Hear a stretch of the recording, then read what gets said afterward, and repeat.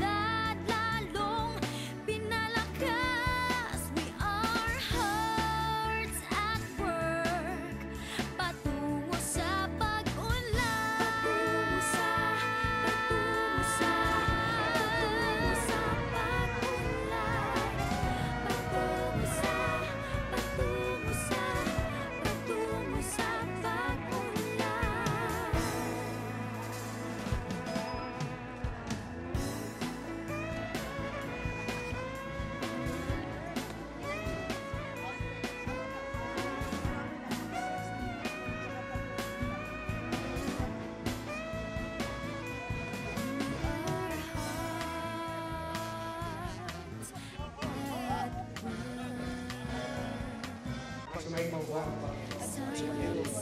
Kanina po kayong manalangin. Ang pinag-install na sa daling mong ito, kami nagtatagipon sa iyong banal na paanan upang hiningin ang iyong pagpapala at bendisyon sa resort na ito ng Imperial. Hihiling po namin na ito inyong basbasan samantalang aming itinatalaga sa iyong pagkakantri at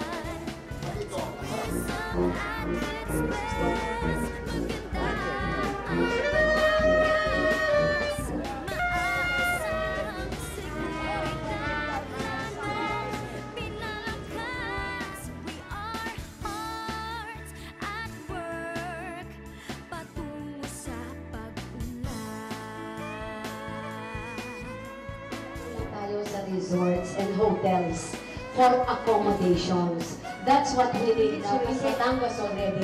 So what we need now ay akomodasyon. At ito nga ang ginawa po ni Mother Lily sa kahilingan din po ni Mayor Montenegro and Nipong. And now, ito na po yung resorts ni Mother. The Imperial Hotel and Resorts in Taal, Batangas. Mother, maraming salamat. Isa pa, Mother. Makakaya kung mayroong pagsisika, ang sipag at tiyaga, huwag nating iwawala, huwag isusuko ang mabuting gawa. We've got hearts for good health, tulong pangkalusugan, mataas na uring edukasyon, handog sa mamamayan, agrikultura.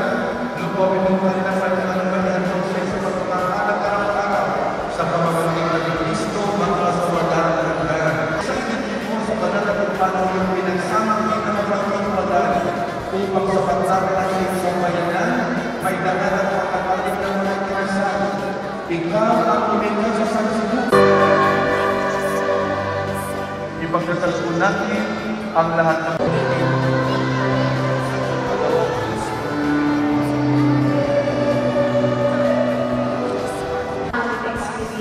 sa isang samahan o partnership na katulad ninyo, palagay ko hindi ibig sabihin pag-inasal ay dahil it's not even love ang magpapagkakaroon ng relasyon.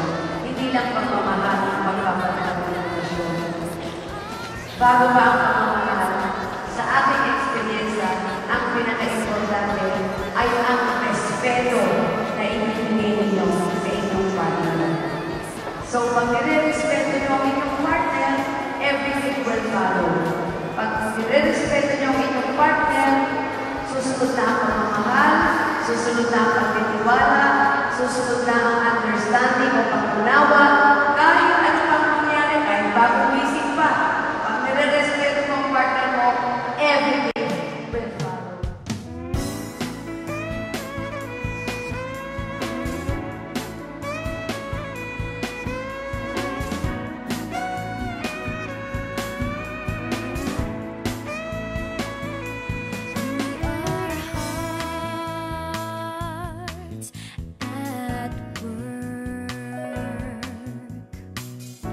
Sama-sama tayong lahat, walang hindi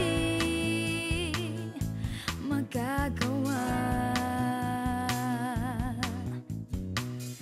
Ang mga pusong tapat,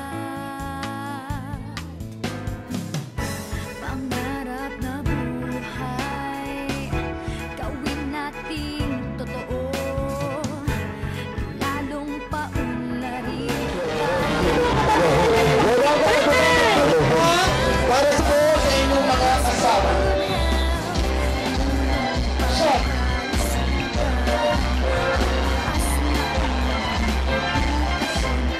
Tapos marinig ang pagtanggap ng Barangay Chairman, District Supervisor ng San... Alam po ninyo kung gaano kalaki ang suporta ko, higit sa lahat ng programang meron ng ating po mga estudyante.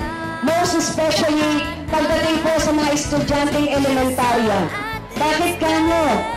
Dito po nagsisimula ang ating mga future leaders sa laging handa sa pagkakaroon ng disiplina. Sa inyo manggagaling ang mga susunod na konsehal, barangay captain, susunod na mayor, o susunod na gobernador ng lalawigan ng Batangas. These are our future. These children are our future. But again, if I may, sa inyo pong lahat, mga Boy Scouts, good luck, okay? Galingan ninyo, okay? Pagkakataon nyo na ito para maipakita nyo ang inyong leadership. Walang hindi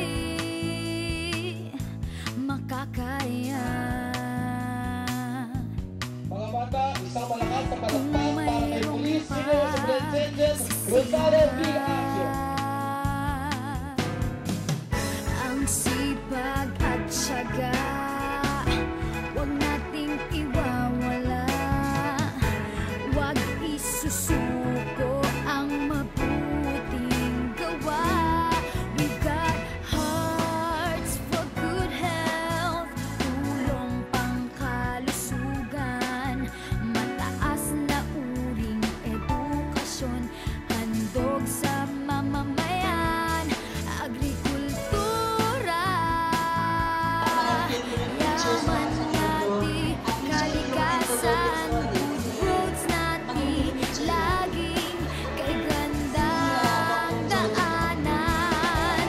Tourism at its best, maganda ang Batangas, maaasahang seguridad, lalong pinalakas. We are hearts at work, patungo sa pag-unlad. Tourism at its best, maganda ang Batangas, maaasahang seguridad, lalong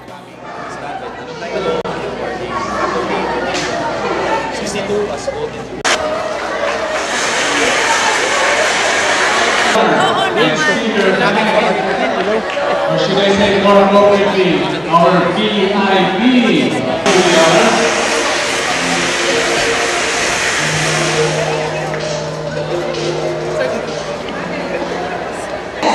And I personally believe if we will talk about health, it's not just talking about respiratory ailment. Tama po ba? Ang isang batang talagang malusog ay hindi lang dahil wala siyang ubo at sipon. Ang isang batang malusog po ay dapat malusog din po ang ipin.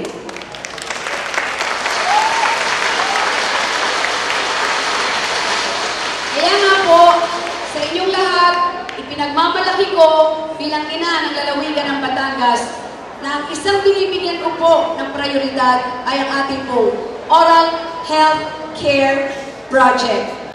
But anyway, I personally believe sa pagtutulungan po nating lahat, tayo na ang gagawa ng paraan para sa kinabukasan. Let us support our children. So, the things that we do now, the programs, the project, the help that we can give them, let us give them to the children. Let us give them to our children and to our children's children. So again, ang panghuli ko na lamang po, humihingi po ako ng tulong sa inyo. Baka may mga proyekto kayo at meron kayong mga medical mission o may mga significant na proyekto kayo, we can work together. Mag-counterparting po tayo so that madala ko naman po ito sa amin sa lalawigan.